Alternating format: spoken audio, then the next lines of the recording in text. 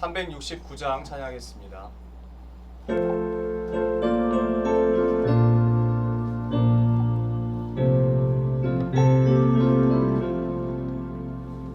죄짐 맡은 우리 구주 어찌 좋은 친구인지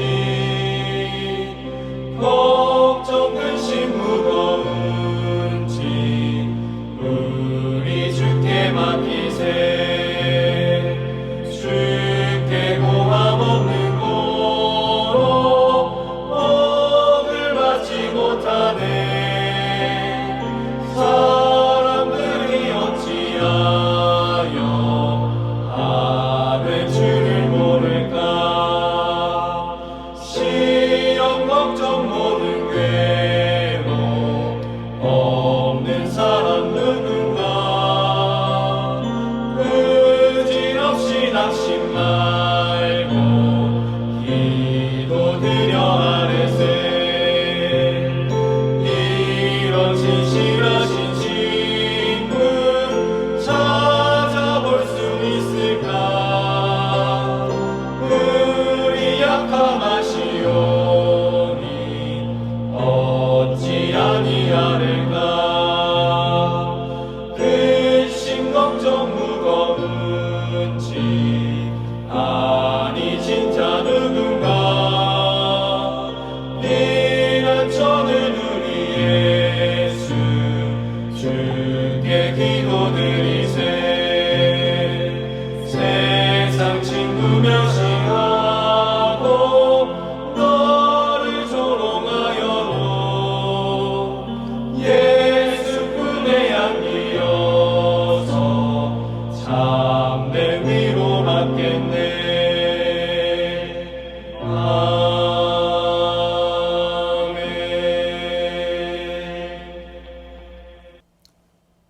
기도하겠습니다.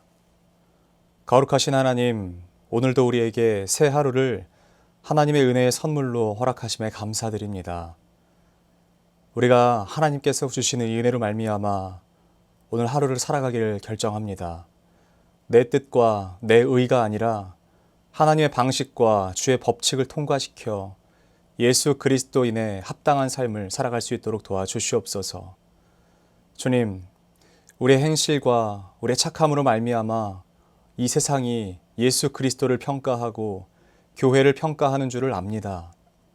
때로는 내가 참아야 할 일들이 있고 때로는 내가 견뎌야 할 일이 있을 때 내 힘에 의지하여 참는 것이 아니라 하나님의 마음 또한 하나님의 나라를 위해서 참아내며 꿋꿋이 그 길을 걸어가는 주님의 귀한 백성들 되게 도와주시옵소서. 주여, 급작스럽게 추워진 날씨로 많은 성도들이 질병에 걸리진 않을까 염려됩니다.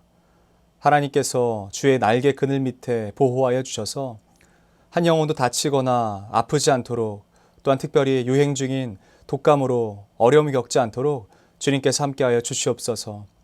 이미 병상에 누워있는 자들에게는 새 나음을 얻을 수 있도록 그들 가운데 새 힘을 더하여 주시고 병상을 털고 나아올 수 있는 하나님의 권능의 오른팔을 경험하게 하여 주시옵소서. 오늘도 주의 말씀 앞으로 나아갑니다. 이 말씀을 통하여 하나님의 성품을 배우게 하여 주시고 주께서 원하시는 바를 내 삶 속에 이루어가 주시옵소서. 그렇게 우리의 삶을 인도하실 것을 믿고 감사드리며 사랑하는 우리 구주 예수 그리스도의 이름으로 기도드립니다. 아멘. 하나님께서 오늘 우리에게 주신 말씀은 역대상 24장 말씀입니다. 아론 자손의 계열들이 이러하니라. 아론의 아들들은 나답과 아비후와 엘르아살과 이다말이라. 나답과 아비후가 그들의 아버지보다 먼저 죽고 그들에게 아들이 없으므로 엘르아살과 이다말이 제사장의 직분을 행하였더라. 다윗이 엘르아살의 자손 사독과 이다말의 자손 아히멜렉과 더불어 그들을 나누어 각각 그 섬기는 직분을 맡겼는데 엘르아살의 자손 중에 우두머리가 이다말의 자손보다 많으므로 나눈 것이 이러하니 엘르아살 자손의 우두머리가 16명이요 이다말 자손은 그 조상들의 가문을 따라 8명이라. 이에 제비 뽑아 피차에 차등이 없이 나누었으니 이는 성전의 일을 다스리는 자와 하나님의 일을 다스리는 자가 엘르아살의 자손 중에도 있고 이다말의 자손 중에도 있음이라. 레위 사람 느다넬의 아들 서기관 스마야가 왕과 방백과 제사장 사독과 아비아달의 아들 아히멜렉과 및 제사장과 레위 사람의 우두머리 앞에서 그 이름을 기록하여 엘르아살의 자손 중에서 한 집을 뽑고 이다말의 자손 중에서 한 집을 뽑았으니 첫째로 제비 뽑힌 자는 여호야립이요 둘째는 여다야요 셋째는 하림이요 넷째는 스오림이요 다섯째는 말기야요 여섯째는 미야민이요 일곱째는 학고스요 여덟째는 아비야요 아홉째는 예수아요 열째는 스가냐요 열한째는 엘리아십이요 열두째는 야김이요 열셋째는 훔바요 열넷째는 예세부압이요 열다섯째는 빌가요 열여섯째는 임멜이요 열일곱째는 헤실이요 열여덟째는 핫비세스요 열아홉째는 부다히야요 스무째는 여헤스겔이요 스물한째는 야긴이요 스물두째는 가물이요 스물셋째는 들라야요 스물넷째는 마아시아라.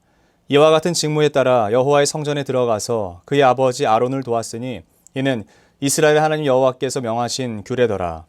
레위 자손 중에 남은 자는 이러하니 아므람의 아들들 중에는 수바엘이요 수바엘의 아들들 중에는 예드야며 르하비아에게 이르러는 그의 아들들 중에 우두머리 이시아요 이스할의 아들들 중에는 슬로못이요 슬로못의 아들들 중에는 야하시요 헤브론의 아들들은 장자 여리야와 둘째 아마랴와 셋째 야하시엘과 넷째 여가무함이요 우시엘의 아들들은 미가요 미가의 아들들 중에는 사밀이요 미가의 아우는 이시야라 이시야의 아들들 중에는 스가랴이며 무라리의 아들들은 마흘리와 무시오 야하시야와 아들들은 분노이니 무라리의 자손 야하시야에게서 난 자는 분노와 소함과 삭굴과 이브리요 미을리의 아들 중에는 엘르아살이니 엘르아살은 아들이 없으며 기스에게 이르러는 그의 아들 여라무엘이요 무시의 아들들은 마흘리와 에델과 여리못이니 이는 다 그 조상의 가문에 따라 기록한 레위 자손이라. 이 여러 사람도 다윗 왕과 사독과 아히멜렉과 제사장 레위 우두머리 앞에서 그들의 형제 아론 자손처럼 제비 뽑혔으니 장자의 가문과 막내 동생의 가문이 다름이 없더라. 아멘. 저는 오늘 역대상 24장 본문 말씀 중 1절에서 19절 말씀을 중심으로 직분 맡은 자의 원칙이라는 제목으로 하나님의 말씀을 증거하도록 하겠습니다. 오늘 본문 역대상 24장은 어제 살펴보았던 레위인 중에 그 제사장 직분을 감당할 사람들이 세워진 장면을 계속해서 기록하고 있습니다. 모든 백성들은 하나님께서 세우신 그 제사장으로 말미암아 하나님 앞에 나아갈 수 있게 되었습니다. 백성들을 대신하여서 제사장이 세워진 것이지요. 하나님의 일을 맡은 제사장이 생긴 것입니다. 그러니 일반적인 사람은 아니었습니다. 그렇다고 해서요, 그들이 뛰어났기 때문이라고 보는 것은 위험성이 있습니다. 레위 지파가 위대하고 대단했기 때문에 고르고 뽑으신 것이 결코 아닙니다. 그저 하나님께서 선택하시고 그들에게 위임하셨을 뿐이에요. 그러므로 하나님의 일을 맡은 사람의 원칙은 그가 무엇인가를 할 수 있는 능력과 힘이 있어서가 아니라 하나님께서 세우셨다는 것을 늘 기억하는 태도가 가장 중요한 줄 믿습니다. 겸손이 가장 중요하죠. 그 무엇보다 중요한 것은요, 바로 거룩함입니다. 하나님께서 뽑으시고 하나님께서 그 일을 맡기시는 사람에게 있어서 가장 첫 번째는 거룩함이 가장 중요합니다.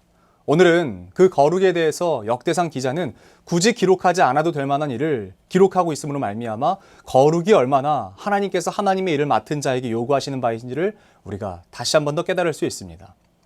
24장 문을 열자마자 아론의 아들, 이미 잊혀져 버린 사람들인 나답과 아비후에 대해서 거론합니다. 나답과 아비후가 누구입니까? 아론의 장자와 차자로 하나님의 일을 맡은 제사장이었습니다. 그런데 그들이 어떤 만행을 저지르나요? 하나님께서 허락하신 불이 아닌 그들의 그 임의대로 드리는 불을 선택해서요, 하나님 앞에 제사를 드리다가 죽음을 맞이했던 사람들입니다. 레위기 말씀에 이렇게 기록되어 있습니다. 아론의 아들 나답과 아비후가 각기 향로를 가져다가 여호와께서 명령하시지 아니하신 다른 불을 담아 여호와 앞에 분향하였더니 불이 여호와 앞에서 나와 그들을 삼킴에 그들의 여호와 앞에서 죽은지라. 하나님께서 명령하시지 아니한 다른 불을 담아 제사를 드립니다. 그 행위 자체 때문도 있지만 하나님께서 그들을 벌하신 결정적인 이유는 그들의 마음에 있었던 생각 때문입니다. 그 생각이 무엇입니까? 내가 굳이 이것을 해야 되냐는 거예요. 번거롭게 이렇게 이 불을 가지고 와서 해야 되냐는 거예요. 불이면 다 같은 불이지 하나님께서 허락하신 그 불을 굳이 내가 가지러 가고 그 불을 조심스레 들고 와서 제사를 드려야 하냐는 것이에요. 여러분, 그 모습이 어떠합니까? 하나님께서 제사를 통해 보시고자 하시는 것은요, 하나님의 그 질서가 과연 그들의 삶에 바로 세워져 있느냐라는 것이에요. 그런데 그들의 삶에 하나님의 질서를 무너뜨리는 것에 대해서 하나님은 어떻게 하시는 줄 아세요? 사람의 질서를 깨버리심으로 심판하세요. 여러분, 예배의 질서가 무엇입니까? 하나님이 하나님 되시는 거예요. 하나님의 명령과 규례대로 행해지는 것이 예배의 질서입니다. 그런데 그것을 무너뜨리자 하나님께서는 어떻게 행하십니까? 사람의 질서를 섞어버리세요. 무슨 말일까요? 여러분, 아비가 자녀보다 먼저 죽는 것이 질서입니다.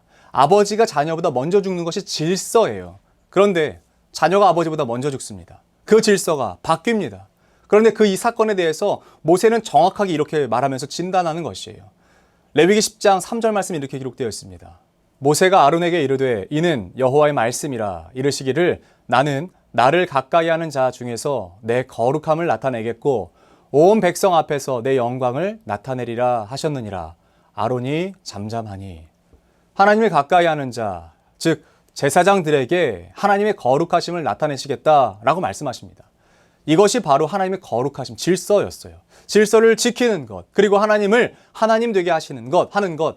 하나님의 명령을 존중하지 않자 하나님께서는 온 백성 앞에서 하나님의 영광을 드러내신 사건이 바로 이 사건이죠. 오늘 세워지는 제사장들도 어떻게 세워져야겠습니까? 같은 맥락에서 세워져야 된다는 거예요. 질서대로 세워져야 된다는 거예요. 그리고 그들은 어떻게 그 일을 감당해야 됩니까? 하나님의 질서를 지키며 하나님의 거룩하심 속에서 살아가야 한다. 그렇게 세워져야 한다라는 것을 말하기 위해서 역대상 기자는 구태여 나답과 아비후를 등장시키는 것입니다. 그들이 그것 때문에 멸망했으니 그렇게 하지 않아야 된다는 것을 다시 한번 상기시키는 거예요. 하나님의 거룩하심 속에서 살아가야 된다고 이야기하는 거예요. 내 욕심을 드러내도 안 되고, 내가 드러나면 더욱 안 되고, 내가 중심이 되어 하고자 하면 제일 안 되는 것입니다. 하나님의 말씀이 가장 먼저인 것이에요. 그것이 바로 제사장으로 세워지는 사람들에게 하나님께서 주시고자 하는 메시지입니다. 그렇게 하여 세워진 사람이 얼마입니까? 누구입니까? 엘르아살의 자손 중 제사장은 16명, 이다말의 자손 중 제사장은 8명으로 세워졌습니다. 보통 우리가 이 상황을 보면요, 누가 유리하고 누가 불리해 보입니까?